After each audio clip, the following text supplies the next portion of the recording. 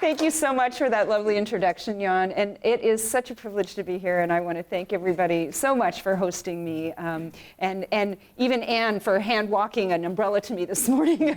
You guys really know how to host people. I just wanted to start by saying just a deep gratitude for what was the School of Public Administration and now is the Sol Price School. I am first generation college educated. I don't know even if my advisors knew that. And I took it all the way to a PhD. And I feel like without USC, obviously, I wouldn't be where I am today. It sounds so hackneyed, but I'm just so deeply, deeply grateful for the opportunities I had here. And I hope that those of you who are students in the room will similarly appreciate the quality of education and experience that you get here and go on to give back to other young people who are pursuing public service, because that is the greatest pleasure, the giving back part. I feel like I get to do that a little bit through my research, and so it's really also a great pleasure to be able to talk with you today about my latest book. So without further ado, these are markets in Ethiopia. I don't know if you can quite see it with the light. These are also markets in Ethiopia. So my question that drives this research is, how do we move from the left side of the screen to the right side of the screen, right? So basically, this is a perennial question for me. I have always looked at what are the underutilized resources that could be better brought to bear to improve the quality of life of people in international development, primarily in developing countries. And so just to give you a little background on this research, I started by looking at the potential role of NGOs and government-NGO relations. That was my first book. It was actually the topic of my dissertation here. And then I expanded it to look at partnerships more broadly with multinational corporations and donors, as well as NGOs and governments. And I did that for a while. And then, as we often do, we kind of itch for what's the next thing on the horizon? What's the next greatest, panacea or at least opportunity? And then September 11th came along. And after September 11th, 2001, I saw some really interesting things going on in this country. I observed that there were Afghan Americans who were mobilizing around an Afghan identity for the very first time. And some of them did not speak the local languages. They had never been to Afghanistan. But because there was the prospect of the fall of the Taliban and potential for hope and change in their home country, in their country of origin, they suddenly started to mobilize. And I thought, aha, this is the next thing. Now, diasporas have been around for quite a long time, and they've done a lot to contribute to their countries of origin, primarily to their families who remain in their countries of origin. But this, to me, felt a little bit different, and in the years since, it has definitely grown and exploded. So without going any further, though, I think we better stop for a moment and define what I mean by diasporas. Diasporas are immigrants and their descendants who maintain a connection, whether it's psychological or material, to their country of origin. Now, the reason that's important to understand is it's essential, and I've made this argument many times with policymakers, not all immigrants are diasporans. You have to have a sense of connection to that country of origin. You have to have a motivation to mobilize in a way that would influence policy and practice. And that comes through more of a diasporan identity, that yes, I'm American, but I also feel an affinity towards this country, towards this culture. So I believe that diasporas hold enormous potential to make contributions in their places of origin. Many times, and I say places because many times these are geographically isolated places that otherwise no one else internationally would really pay attention to. But because that's my home, that's my village, that's where my family lives, that's where my roots are, I want to give there. Many of these places would never rise to the economies of scale for international donors to want to pay attention to that, or for multinationals to invest perhaps. So those impacts are really, really significant to the people who live there.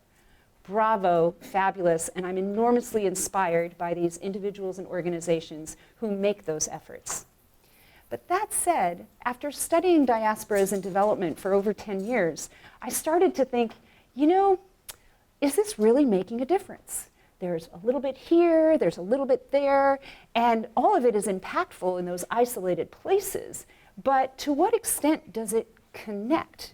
To what extent does it reach beyond an individual family, an individual place, perhaps an ethnic group, to really get to that larger scale and ensure that there's a broader population that is benefiting? Are these efforts connected to local governance systems at all?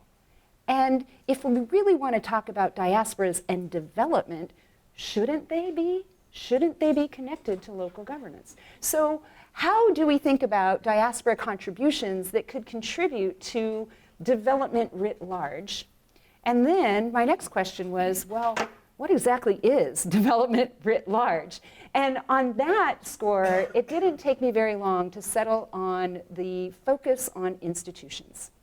Because any material investment, in order for it to make a difference over time, has to be accompanied by attitudinal and behavioral changes. And that is the essence of institutions. So I decided I would look at institutional reform, and specifically, what is the potential role of individual diasporans, and maybe sometimes groups, to catalyze institutional reforms in their countries of origin. So at the same time, knowing that challenging institutional reform is so difficult, I assumed that some kind of entrepreneurial behavior would be necessary. But what is that, right? What is that? The words entrepreneur and innovator have come to be used interchangeably. It's one of my pet peeves, drives me nuts.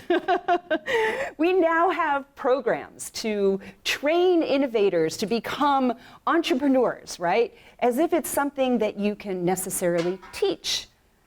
But the origins of the concept of entrepreneurism was something very different. The origin was really looking at these individuals who were somewhat unique. They were very rare in any case. These were individuals who would take great risks against all odds to try to create change. They even relished in the risk, right? They loved to step out and do different things. And it wasn't about incremental change, it was about big visions, right?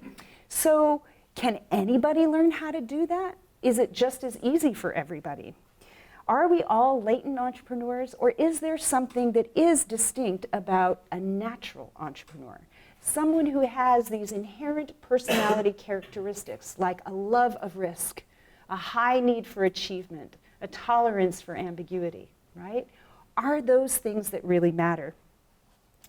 So, anybody in the room speak French? Anybody? Okay, so I see two hands in the back. What does the word entrepreneur mean? So I guess the verb is entreprendre, and at the core of it you have the idea of take. Yeah. Prendre is take, and entreprendre, I guess, is take. I mean, I have the word risk right on the board, so I say take a risk. Okay, take a risk, okay. But it's to prendre, to take. And entre, what is entre? They come in, yeah. To enter. It's between, right? Entre, between this and between that. So this is actually exactly what Schumpeter defined as entrepreneurism way back in 1911. To take from in between to create new combinations, new possibilities. So, of course, when I talk about, and the whole thesis of the book is diaspora as the in-between advantage, in a way, you know, gosh, well, that's obvious. But perhaps it isn't, and that's why I got the book published. But really the idea here is that if entrepreneurism is about taking different ideas and putting them into new combinations to create real innovation, real change, well, aren't diasporas uniquely situated to do that? Because they are partly rooted in their country of origin, and they are more than partly, usually, rooted in the country that they now adopt as home, okay? So they can bring these ideas from the different places together to create new contributions that may make a big difference. So that is the thesis. So I generated, so they occupy the in-between space here. So I generated a series of hypotheses about the identified characteristics of entrepreneurs that might apply among diasporans. In addition to their in-betweenness, entrepreneurial characteristics may be overrepresented in diasporas due to self-selection when migration is elective, and also cultivation. What I'm arguing is that individuals may self-select to migrate specifically because they have some of these characteristics. They are curious about the world, they are tolerant of ambiguity, they are risk embracing, right? They have a high need for achievement. So they might say, gee, what's the next adventure? Similarly, oftentimes what we find is families may designate a family member and they say, you go, you forge ahead, see what you can make of it, send money home, or pave the way for us to follow, right? And who are they most likely to select? These very same types of characteristics in individuals in the family, okay? So that's an argument for a natural entrepreneur. And that's why I say natural entrepreneurs may be more represented in diaspora communities than in the general public. But also, if you think about the migration and the diaspora experience, it may be that individuals cultivate these characteristics. And there's a lot of evidence to support that, and it's something that's been written about for over a century, that we find a higher preponderance of entrepreneurs in immigrant communities. Why? Well, because immigration is, by definition, an exercise of learning by doing. And when we learn by doing, we have to start by taking risks. We learn that we can experience successes, sometimes very small successes, but in the accumulation, they become quite significant. We have then greater confidence and a greater willingness to take subsequent risks. So entrepreneurial characteristics may be cultivated through the migration experience. So I developed this typology in the book of entrepreneurs, the natural entrepreneur, the cultivated entrepreneur, but I stumbled upon another category of potential entrepreneur, the accidental entrepreneur. And these would be individuals who unintentionally, they come back to their country of origin, they introduce an idea that wasn't there before, and it has ripple effects. And unintended, but maybe quite significant. So they end up changing attitudes and behaviors without intending to, and so you could call them accidental entrepreneurs. Okay, so without further ado. So I ended up learning that, yes, diasporans do possess a potential in-between advantage as institutional entrepreneurs, and these are some that I will talk about. The components include the back with the future effect, the fulcrum effect, operational advantages, and psychosocial advantages.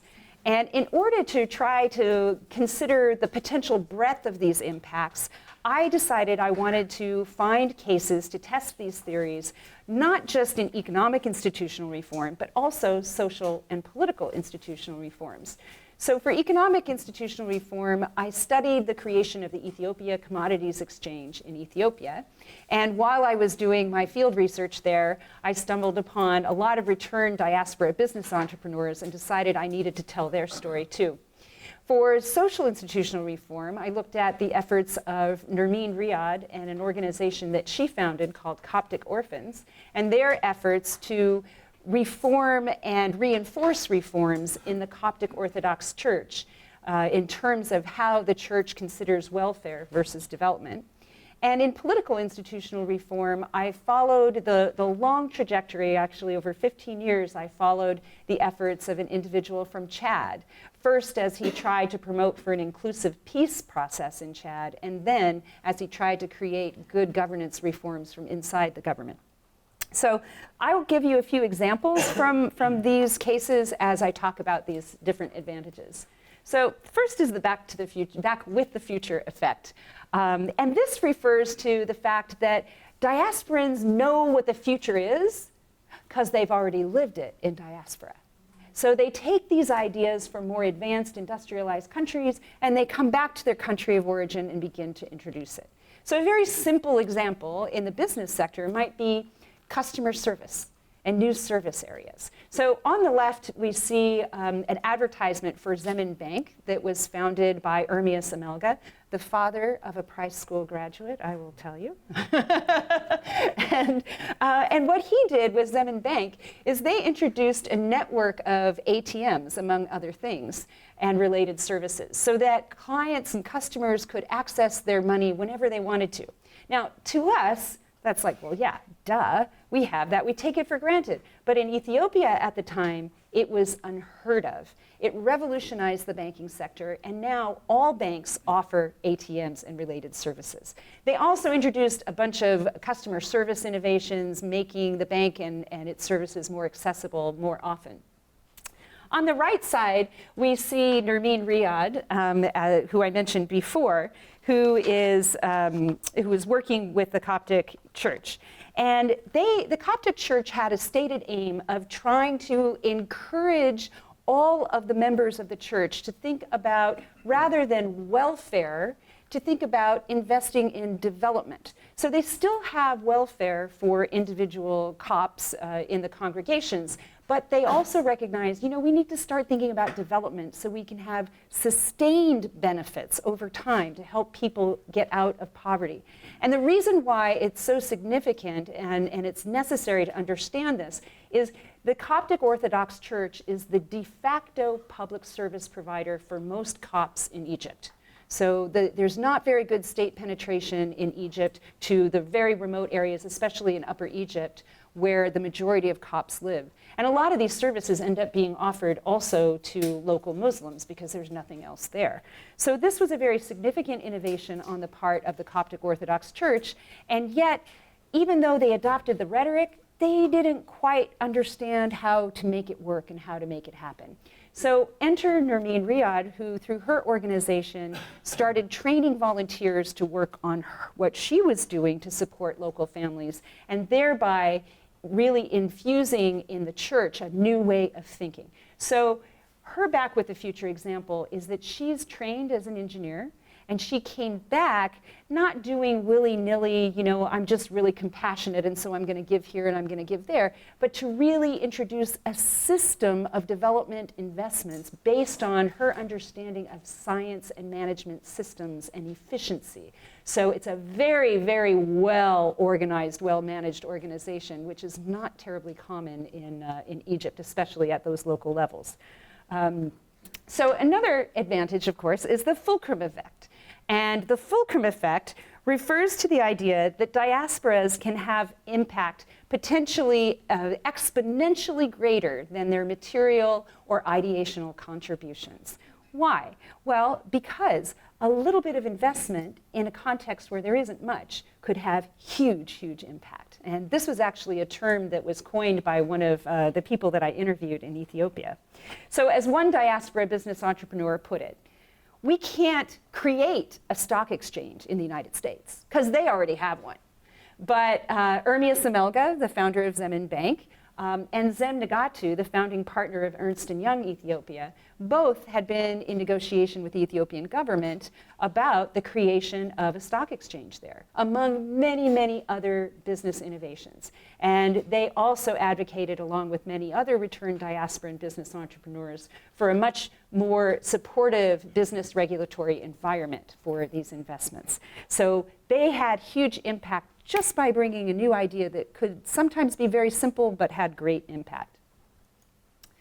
Operational advantages are really about connecting different resources. And so here you can think about material resources like money and expertise and even extension of networks, but also non-material resources like legitimacy and getting endorsement for what you're doing. Authority is very, very important. So on the left here, this is Eleni Gabrimadine, and she played a catalytic role in the creation of the Ethiopia Commodities Exchange. She was a powerful connector and negotiator between the government and the donors who funded the initiation of this effort. In the planning stages of the ECX, she leveraged her connections to the International Food Policy Research Institute to really kickstart the process and to get the expertise they needed.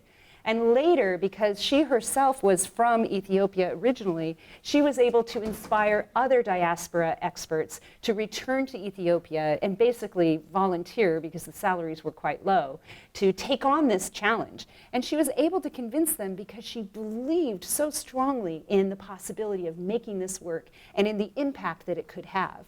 And the fact that she was an Ethiopian really sealed the deal for many of these other contributors. For its, then on the right side, we see Jammeh Addoum, who I mentioned earlier.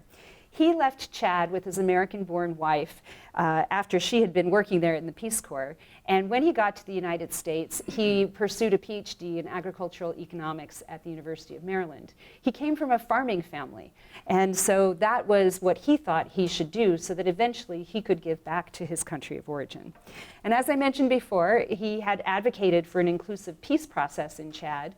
And when the rebellion weakened, the president of Chad invited him to join the government, first as a technical advisor on rural development, and then as the Minister of Agriculture and Irrigation. He believed that good governance was possible in Chad and that food security could be redressed. Now, if you know anything about Chad, you would know that this guy has to be an entrepreneur with natural personality characteristics to believe that these things were possible in Chad. Chad has been embroiled in a civil war for many, many years, and it's essentially a failed state. But Jammeh really, really believed this was possible, and by golly, he was going to work hard for it. Beyond his technical expertise as an agronomist, he introduced standard good management practices, many of the kinds of things that we learn here in the Price School about performance accountability and performance measurement, transparency, performance budgeting. All of these things he introduced into the Ministry of Agriculture and Irrigation. And like Gabor Madieme, he was a very effective interlocutor between the donor community and the government. He would convene meetings where he brought them together so that they could understand why were the donors recommending this approach and why was the government saying this won't work in Chad. And they had actually not had that kind of communication in many, many years. So it was quite welcome on both sides. It was so effective that he was able to garner huge increases of funding to support the agricultural sector in Chad, and also to bring back donors who had left and vowed that they would no longer support that particular government.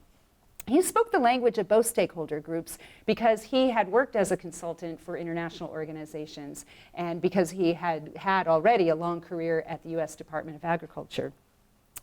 So psychosocial advantages are the next ones. And they are the ones that I find the most intriguing and most fun to watch in action.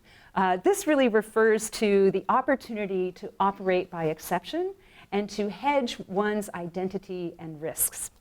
When it's useful to stress, in these cases, their American selves, they can operate by exception. They're not held to the same standards as the local people, and so they're able to take risks with impunity, at least to a certain degree.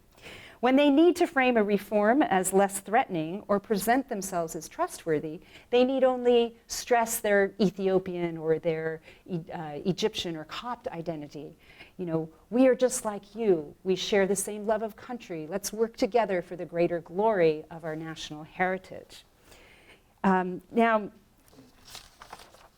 Nermeen Riyad, for example, she draws on her Americanness to set goals and to demonstrate that favoritism is not the way to move forward collectively. She operates by exception. She can push as a woman in ways that local women would never be tolerated to do. As a matter of fact, this picture here shows her having an audience with Pope Tawadros. This is not something a local Egyptian woman could easily achieve. She operates by exception. She also practices strategic hedging of her identities. I'm from the United States allows her to be different. Inshallah allows her to say no without offending. So she understands that aspect of the culture. Addoum, for his part, he describes himself as a teller who does not engage in any dirty games. He may have lasted a lot longer than most Chadian ministers under any circumstances. He lasted 1.5 years of a 3-year term. But given this orientation, the only explanation of why he lasted so long is that people perceived him to be operating by exception. Well, you know, he's American now, so he does things differently.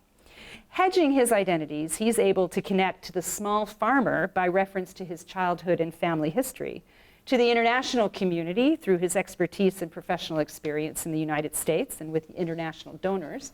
And this woman here kneeling with him in the crop fields is Kristalina Georgieva from the European Union, and she's now, I believe, the Director General. So she was visiting and trying to see what could be done in Chad. By some accounts, Jaume could relate to all of the actors in between. So these are the psychosocial advantages. But before I conclude, I want to talk about one more area of advantage. And this is perhaps the precursor to all of the other advantages, and it's the one that I find most exciting. Advantages in the opportunity. So this is where I get a little, theoretical and academic. And so here's my graphic, which looks a little confusing. But basically what I'm trying to get at here is diasporans, entrepreneurs generally, one of the reasons why they can innovate on a large scale, create major change, is because they see the world differently. And this graphic helps us to understand some of the contours of how they see the world differently. So the horizontal axis is really about how many different institutional options are out there in this opportunity field. Are there other ways that we could do things? Do we perceive that there are different ways of doing things? The vertical axis refers to the extent to which those existing institutions are crystallized. They're internalized in people's behavior. They're fixed. So we really believe it, and this is the way we do things here. So logically, one would expect that the arena for entrepreneurial activity would be somewhere at the intersection of that. That there are institutional options that we could consider pursuing, and there is a little bit of wiggle room in the extent to which people firmly believe that this is the only way things can happen. Now, what I'm arguing with this diagram is that for diaspora entrepreneurs, that space may actually be bigger than for local entrepreneurs. Why? Because they have more institutional options that they're aware of from living in diaspora. They've learned and lived these other options, and so they believe that it's possible. And two, because they have an understanding of the local context, they can sell these new ideas drawing on their heritage, identity, cultural norms, etc., in ways that make people think it's really not that different from what we already do, or it's justified in terms that are acceptable to them. So these are the main advantages, and I thank you and welcome your questions. In terms of the diaspora concept, right? When I was coming here, I was thinking of many of the communities, the diaspora that are here in the United States, right? And the communities they built here. And it seems that most of your focus was on individual entrepreneurs and the entrepreneurial behavior that they exhibit back in their home countries, right? But to me, that I'm wondering exactly how much of the other side of the coin they're picking up there, right? And I'm not thinking in terms of them being a U.S. citizen, right, and the things that they're exposed to in the U.S., but actually their experience within the diaspora in the United States and how they've leveraged that experience back home, right? So your examples seem to be more about, oh, these are immigrants who have gone to another country and they've been exposed to various cultural practices and economic practices in that home country and brought them back, but I don't see the experience within those communities that they've formed in terms of their diaspora and how they've leveraged that back in their home country. Does that make sense? Yeah, absolutely. I was wondering if you might be able to speak to that a little. Absolutely. So I'd like to take the opportunity in responding to your question to address a broader issue too that often comes up, and I sometimes strategically leave it out of the presentation and hope that it comes up in the Q&A, which is that, of course, one thing that we know intuitively and that the book definitely confirms is that institutional reform is not a Lone Ranger endeavor. And so in every single one of my cases, I found that in order to be effective, these institutional entrepreneurs had to be part of a network of other change agents and sometimes other entrepreneurs in their own right. And there had to be somebody, some actor on the inside of the institution that they were targeting for reform that was part of that network, okay? So that's one piece of it. So they never do it alone. And similarly, and now in direct response to your question, they also didn't do it independent of other diasporans in each one of these cases. So Jammeh Adoum, he really started out by creating a diaspora organization, the Chadian Mid-Atlantic Association, and spun off some political things. And he was trying to mobilize diasporans in France and all of this. So he was really involved in getting more diasporans mobilized to pay attention to what was going on in Chad and potentially contribute. Nermeen Riyad is the best example because she is an international development NGO that is not at all reliant on donor funding because her funding comes almost exclusively from other diasporans. So they're supporting the effort. So there's a huge connection there. Gabor Medine was calling from other diasporans in professional communities who had previously mobilized in the United States. I doubt that any of you followed the story, but it was a fabulous, really interesting story of how Ethiopians had mobilized to lobby against Starbucks when Starbucks was trying to use some of the terminology for coffee that they felt was part of their identity, and Starbucks was trying to trademark it. And the diaspora was successful in really fighting that. And so they were mobilized, they came to know who each other was, and it's through that network that she was able to recruit some of these folks to go back and contribute to the Ethiopia Commodities Exchange. So there was a big connection.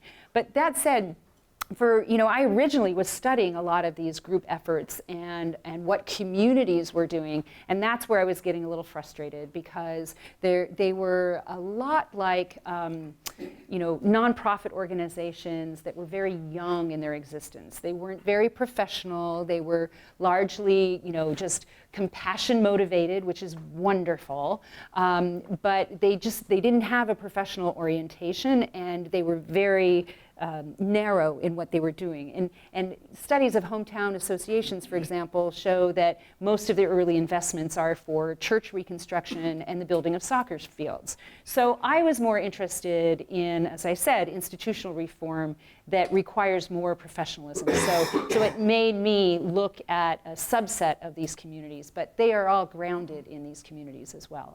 I hope that answers your question. Curious, the people who went back to their country of origin to give back, were they mostly coming from the U.S. or did you have other places coming in? Well, it just so happens that most of my cases were all based in the US. When I started looking at the returned diaspora business entrepreneurs, some of them came from the UK. But the reason is, and for those of you who, I don't know how many doctoral students are in the room, but when you're doing research, you sometimes have to be very opportunistic. And I didn't know this book was coming, but I first met Nermeen Riyad and Jammeh Adoum in 2002.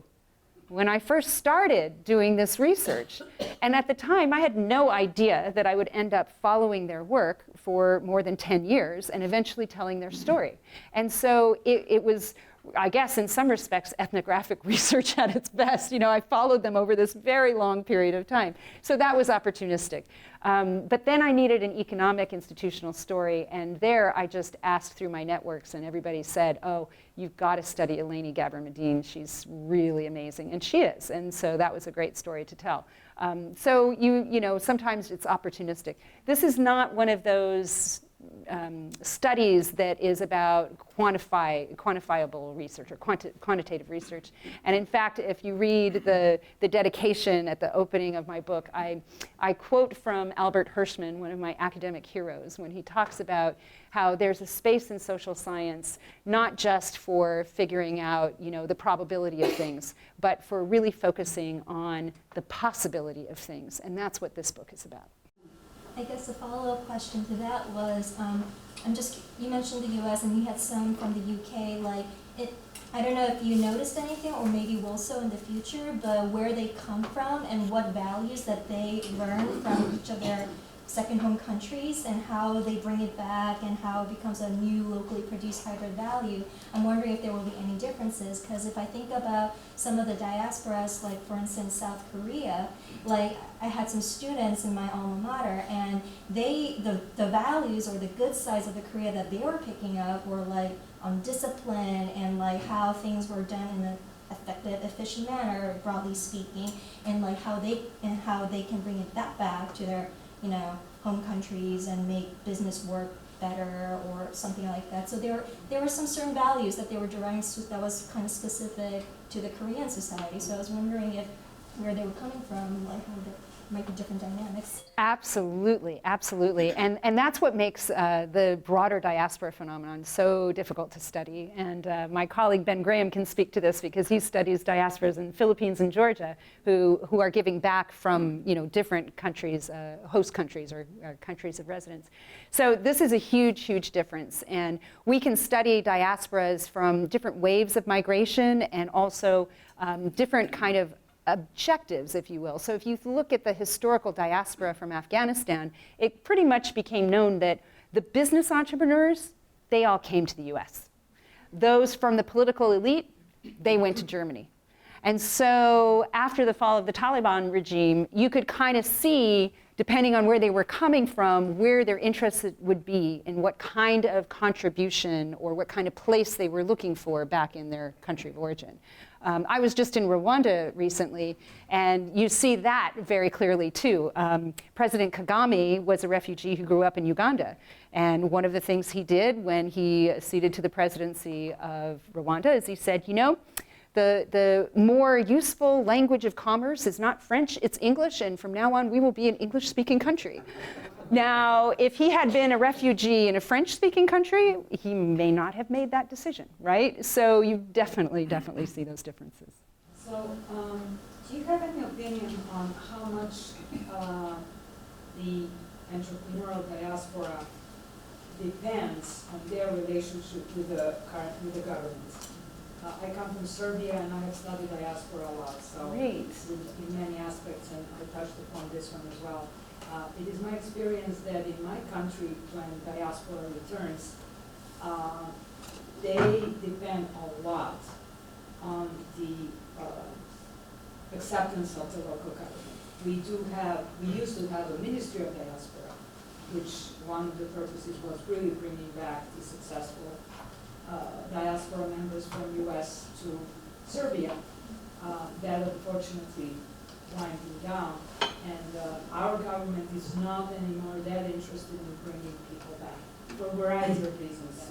So have you had any thoughts on that? Right. So from a government perspective, this has been a learning experience over a few decades now, and continues for some countries because they don't always learn from each other's experience. And I'll just take Ethiopia as an example.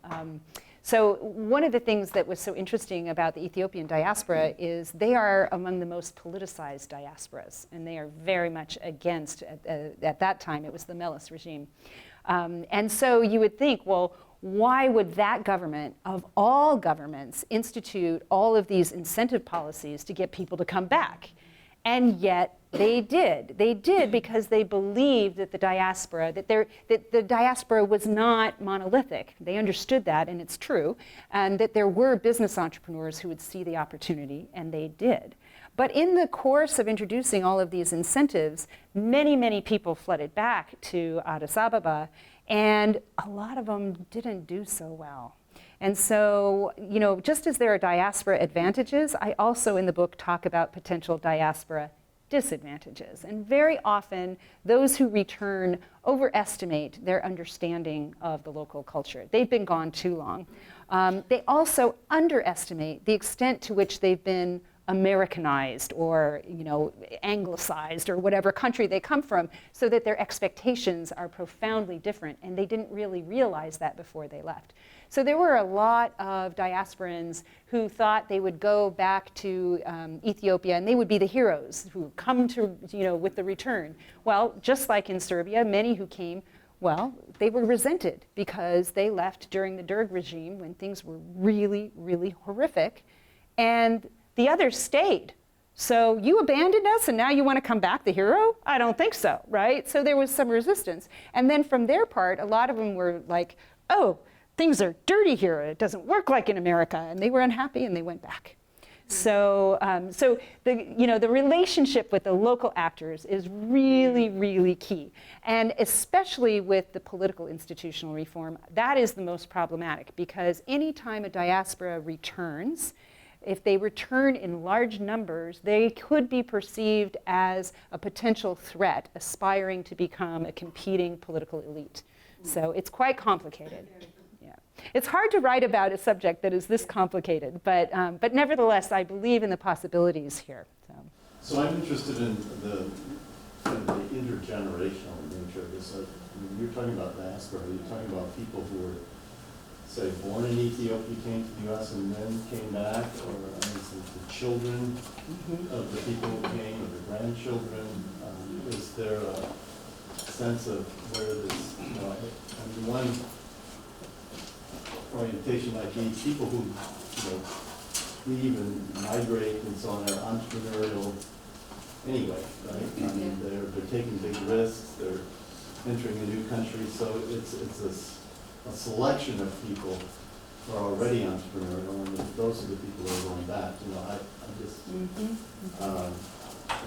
wondering what the generational aspect of Yeah. Well, first of all, this gets at the definition of diaspora. And I mentioned earlier that I'm first generation college educated. I'm also first generation US born. So my family came from Belgium after World War II.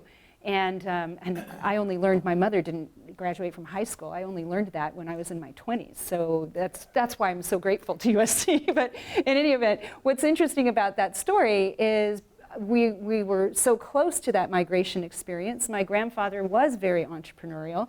And yet, he was all about, when I said proudly I'm going to learn French, he said, well, that's dumb. We live in California. You should be learning Spanish. And he was all about, cut ties, that's the past, this is the future, right? Now, in contrast, I tell the story of a doctoral student I had some years ago, and this question came up about who decides who is a diasporan, and I said, well, I could be, some people might look at me and say, you must be a diasporan, but I have no affinity, no connection to Belgium, so no, I'm not a diasporan. And I turned to my doctoral student, I said, right, you're not a diasporan from Lebanon, are you? And she said, oh, yes, I am. And she was deeply offended. Her maternal grandmother was from Lebanon. That's it. That's the only connection she had to Lebanon. But for her, it was such a personal thing that she wrote her dissertation on the Lebanese diaspora, and she wanted to move back to Lebanon, and she wanted to do all kinds of things in Lebanon. So even in different generations, you never know. It's really, really a personal thing. But I think to your point, the likelihood that there would be more entrepreneurial characteristics, it would be in the earlier generations rather than the latter ones. However, if they are interested in trying to do something innovative, then it may be a self-selection thing too. So really varies. I also wonder if there's really different, I don't know if there's a real Belgian identity here in the United States. No, not. Some ethnic group, part of my background is Dutch, and you don't have, there's a little bit of that, I guess, but not very much. Yeah. There's more kind of experience of, well, now you're in the U.S., you don't need to, not a lot of us speak Dutch, for example. Whereas cultures that are, say, more distinct from the traditional American culture, such as Chinese or even Spanish, and have kept more of a cultural language identity, right? And then the other factor that influences this is when, my grandparents emigrated from Europe, it was not that easy to go back or even communicate, so they didn't. Whereas today,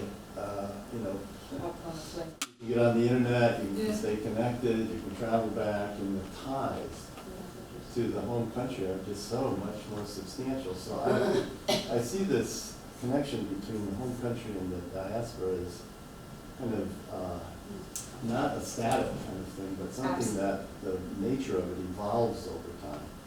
And it's very different, you know, a lot of, say, Koreans, for example, that are here today have very close ties, even though they've immigrated here, just because it's so easy to do, right? I mean, you can travel there in 10, 12, 10 or 11 hours. You can call on the phone or on your cell phone, you know, I mean, you can stay connected, and it's just a different thing. And so these all seem to be variables that would affect. And I think this is one reason why this topic, as a research topic, has exploded, because the practice has exploded, because it's easier and it's also more visible. But I want to comment a little bit more on that, because so one of the potential disadvantages for this kind of emerging entrepreneurial activity targeted to the homeland is precisely some of what you just described, which is that if you have communities that are maintaining their culture and their language in the country of residence, that sometimes that means that they're also reinforcing the old norms. And so there are fewer opportunities for them to experiment with behavior that differs from those norms. So there's kind of social sanctions. They can't operate by exception. And so there's research that shows that in such communities, you find actually less entrepreneurism even than in the general public, the general American public, because they kind of put a tamper on that this is not the way we do things, right? So there's good things and there's bad things. The other thing is that some diaspora groups and communities may focus more on helping people to integrate rather than necessarily connect to the country of origin. Some do both, but some just focus on that receiving situation and how do we help people integrate and settle. And so they're going to be less interested. So it's really a case by case that you have to look at. Rich? Maybe this is Yeah, you've written about this. I cite you in the book, by the way. my Swedish great grandparent. What about entrepreneurs or people who would introduce things into another country that may not be that great? And I'm thinking of, for example, gangs from Salvador that started here in LA, and now they exported those to Salvador. I mean, is that part of your model? Or? Well, look, you know, I don't want to like dehumanize this whole phenomenon, but I would just put it in this way because I think it's easier to understand. It's like diasporas are a tool, and a tool can be used for good or for bad. So it's exactly the same phenomenon. It's entrepreneurial behavior, but it isn't necessarily what we might like to see. In some of my earlier research, after September 11th, when I started doing this research, it was really interesting because there was so much concern about immigrant communities and diasporas and security. And I ended up getting invited to speak to policymakers in Canada and in the US at venues where people wouldn't tell you their name. So they were spooks, and some of it was government sponsored. And I thought at first, oh my God, you know, I'm a hippy dippy gal, I'm into development, why am I all of a sudden talking to these security people? I don't like this. But I thought, well, you know, this is a really important opportunity for me to try to send the message that not all immigrant communities are monolithic or to be feared. And in fact, we have to take great care about how we address these communities, or we might cultivate future terrorists. And so I actually ended up writing a piece about this, about diaspora identity mobilization. I created a framework for thinking about it, drawing a lot actually on Terry's work. When you look at faith-based organizations and whether or not people are oriented towards the other world or their quality of life here, all of these inputs into this framework just to say that, you know, not everybody is going to mobilize for bad things, but we also have a lot of research that suggests that if we don't have a supportive policy framework to help people succeed, then they become marginalized in society and more able to be recruited into violent activities, whether that be local gangs or international terrorism. So it definitely is something that we see happening in the world. I'd like to follow up on the two previous questions in terms of, and maybe for the sake of our doctoral students, have you pursued this further in terms of kind of large N studies. I mean, you present a lot of compelling hypotheses here, right? Yeah. But I also am concerned with like the conceptual clarity of entrepreneurialism. If you look at business literature, the way they measure entrepreneurs is asking them if they're self-employed or not. And by that measure, an Uber driver is an entrepreneur, a freelance editor is an entrepreneur, and and I think political science and the policy entrepreneur literature, again, there's conceptual They never define it. problems, right? Yes. So I'm wondering, what your advice is when pursuing this type of research in kind of a more large N project. Well, I do not do quantitative research. I have dabbled, and my dabbling was sufficient to prove to myself I could do it, but I don't like it. My personal interest is always in the how and the why. And it's really, really important to know the what, and the what you need quantitative research for. So I try to rely on what's that are out there and really focus on how and why. And most of my research is hypothesis building, not testing. So in that sense, I'm kind of a wimp, right? But there are very few people who do soup to nuts. One exception is sitting next to you, Ben Graham, who is doing both. And he is doing large N studies looking at diaspora investment and business work in countries of origin. And there's always room for that, and it's very, very important. To your point about the conceptual stuff, I have debated both with political scientists and with business scholars around the definitions of entrepreneurism. And I take issue with both because, it's kind of like when a word becomes overused in society, and diaspora is one of them now, it loses all meaning, and entrepreneurism is one of those. And so I just think it's really important that when you're doing your own research, you have your own conceptual clarity about how you're going to define and measure it and go from there. I don't know, Ben, do you have any response on how one might go about doing a large N study based on this concept of entrepreneurism? I think one of the hard things is the definition of diaspora. Right? So you get data on who's a migrant or not, but as far as who has a tie, material or psychological to the homeland. So a lot of this stuff is you don't know who is a diasporan until you sit down with them. And so when I run surveys, I will survey a random sample of foreign firms doing business in Georgia. So we'll start with that whole, and then only some subset of those are diaspora affiliated, and I don't know who that is until I'm sitting down and running through these 45-minute face-to-face interviews, which are expensive. And so, large, in some ways, being generous to call my work large N, where I've got samples of a couple hundred firms. I don't have 5,000 firms. And it's hard, as far as like the potential, we can think about surveying the population of diasporans who returns, but the potential sort of returnees, we're trying to figure out who selects into going back and engaging in politics, or who selects into going back and starting a business or something. Identifying the scope of that population, you even want to put a sampling number is pretty daunting. And so almost all the work on diasporas is qualitative to date. Well, at George Washington University, we've had a project led by Liesl Riddle for a number of years where she does diaspora surveys. And she and I did one together of actually the Coptic diaspora. And we had a whole battery of questions to try to get people, to help them to self-identify whether or not they were diasporan. And once we had that battery of results, then we could control for that as we looked at their interest and activities in philanthropy and business investment in Egypt. So those studies exist, and I'm currently working on one from Lithuania, where I didn't do the survey, and I'm not doing the quantitative side, but I'm doing the rest of it. And so those exist, but they're so labor intensive. And you've got to do, just because you've done Lithuania, how generalizable is that, So that's always a big problem. So much work to be done for doctoral students, the arena is wide open.